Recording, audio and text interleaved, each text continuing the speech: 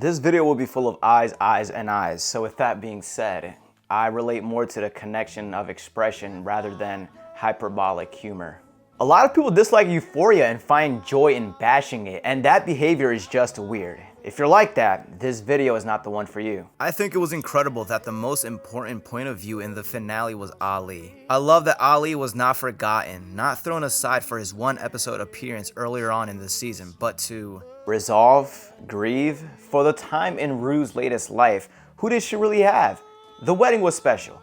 It was a reunion of old times through and through, but she wasn't really close to anybody. You know, 𝙎𝙀𝙁𝙁𝙀𝙁 was always a constant in the back of her head. But before I dig into more Rue, I feel as though I need to finish my thoughts on everybody else as I've talked about the trajectory thus far. Rest in peace, Nate. You were a little shit who tried to redeem yourself years later. I liked you in season 3, man. Cassie, finally you weren't a sobbing airhead at the end. Fix your relationship with your sister. You two are robotic, but I hope you find healing. Lexi, you don't know everything. Sadly, you weren't there for Rue and judged her when she wasn't on drugs. That sucks, but I believe in you. Maddie, why on earth did you mention the DEA to 𝙈𝙆? But I think it was fitting you were there at the end in the club. You were about to get even deeper in mud. I never mentioned Bishop in my previous discussions, but I always wanted to. I thought his monotone voice and intelligent words were a funny combo, and an excellent job was done with him throughout the season, dropping breadcrumbs of his consciousness. He did some messed up things, but the camera would always linger on his face as if to tell us something through show, don't tell. I always made it a point to mention Jules for every reaction video, cause come on, she's integral to Euphoria, but she only really existed in the penthouse this season. Like, this is a character that got her own special. I really wanted this season to be about the characters, and what we got instead was a drug western, but I think what many of us, including me, may not have focused on was that this show is heavily inspired by and revolved around drug addiction. While the first 2 seasons were big on this, it's been 4 actual years and Rue doing drugs just was not a story beat this season. And she was murdered, let's get that straight. She didn't pull her high school behavior. I couldn't believe it. I never would have thought. Rue's always been a character with a good heart. You know, she's a little crazy but well-intentioned. She's not even a freaking real person, man. I'm not close to anyone that has abused drugs. I don't have connections to that side of reality, but I will say 2 things. Towards the end of high school, I got a little bit into that SoundCloud era of music. I was barely 19 when X passed away in 2018. That destroyed me. I was so deep into that world that I know it happened on Trippie Redd's birthday. The person I turned to when that occurred was Juice WRLD. He released Legends,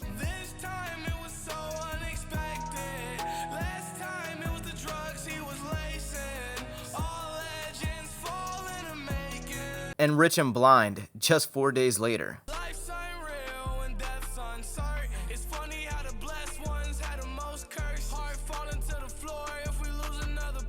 Those songs were on repeat. It was healing. Lil Peep passed earlier that November. Then Mac Miller passed away later in September. I knew it was drugs for the both of them, but I didn't know exactly what until scripting this. And then a year later, the person whose artistry felt like a shoulder to lean on, Juice WRLD. I was 18 to 20 for these.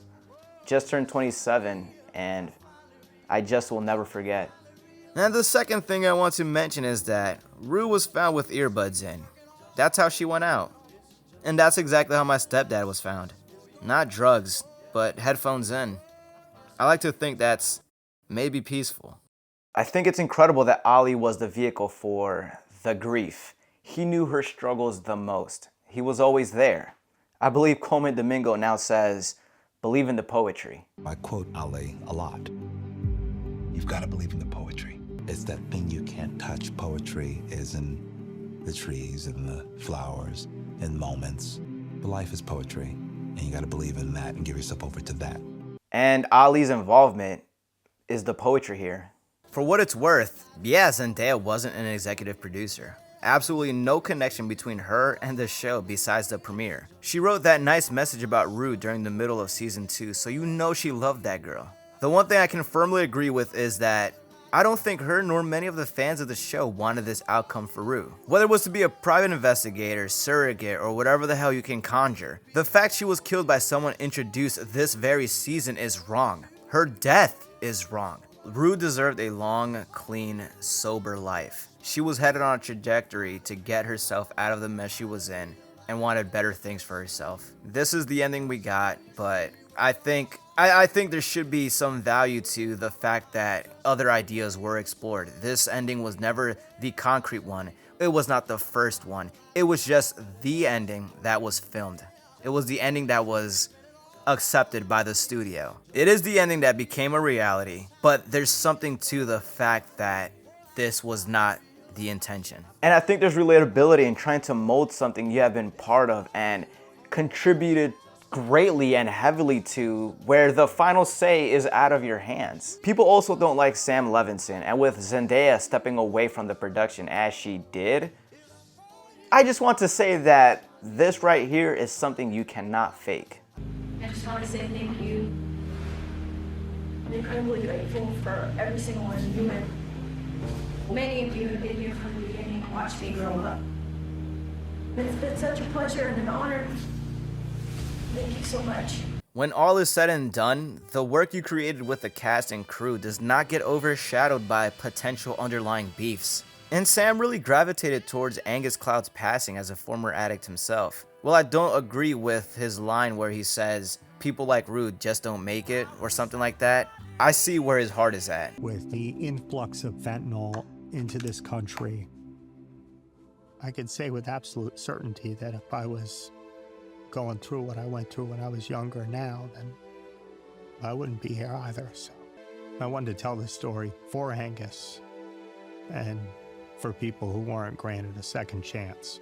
When I mentioned those artists that passed away earlier, add Angus to the list. That damn drug. I want to end this video by acknowledging that this isn't a review of the season, but rather a reflection and appreciation for Euphoria in its entirety. And truly to mourn. Rue's fucking gone.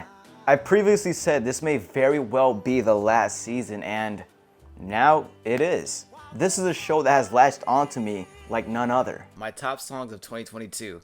We have Elliot's song at number 1. Could you believe that? That song was fucking beautiful. Fly Me to the Moon. Top 3 right there. Love that scene. That scene is, where's the camera? Love that scene. That scene is beautiful.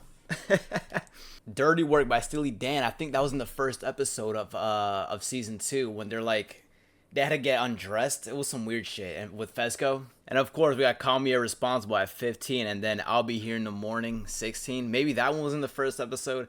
I don't remember, but that's a freaking beautiful song. I had 4 Euphoria songs in my top 16 of 2022.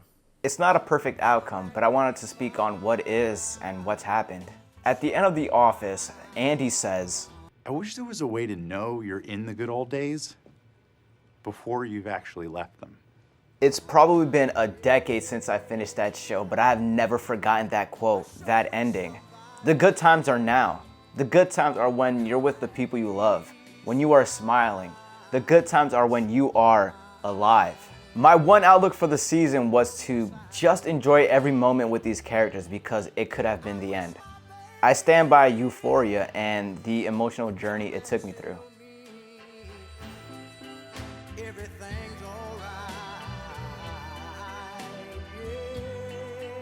yeah. I sure wish my baby would come and tell me everything is still alright. Oh yes I do.